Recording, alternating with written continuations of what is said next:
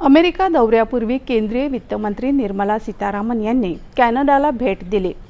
दोन्ही देशांनी गुंतवणूक, वित्तीय क्षेत्र, ऊर्जा सुरक्षा, अन्न सुरक्षा आणि महत्त्वपूर्ण खनिजे यासह अनेक महत्त्वाच्या विषयांवर चर्चा केली। जग एका मोठ्या परिवर्तनातून जात असून सर्वत्र मोठी अनिश्चितता आहे आणि भूराजकीय तसंच आर्थिक वास्तव सतत बदलत आहे। अशा परिस्थितीत कॅनडा आणि भारत या दोन्ही देशांमध्ये लवचिक, शाश्वत आणि सर्वसमावेशक अर्थव्यवस्था उभारण्यासाठी अधिक घनिष्ठ आर्थिक सहकार्य अत्यंत महत्त्वाचं असल्याचं सीतारामन यांनी चर्चेनंतर झालेल्या संयुक्त वार्ताहर परिषदेत सांगितलं।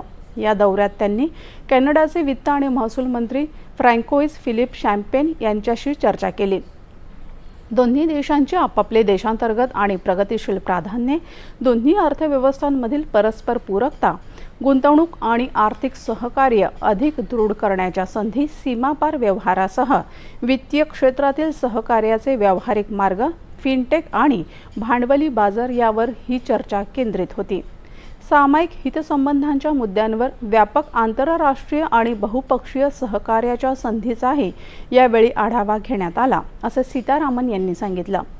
निर्मला सीतारामन यांनी काल टोरंटो इथं कॅनडातील आघाडीच्या कंपन्यांचे मुख्य कार्यकारी अधिकारी, अध्यक्ष आणि वरिष्ठ अधिकाऱ्यांसोबत उच्चस्तरीय व्यावसायिक गोलमेज परिषदेत सहभाग घेतला।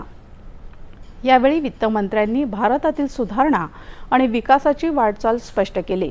भारत वेगानं वाढणारी बाजारपेठ आहे। जागतिक उत्पादन, नवोन्मेष, सेवा आणि निर्यातीसाठीही भारत महत्त्वाचं केंद्र बनत आहे। त्यामुळे कॅनेडियन कंपन्यांनी भारतात विस्तार करावा, असं आवाहन वित्तमंत्र्यांनी केलं। यानंतरच्या बातम्यात थोड्याच वेळात।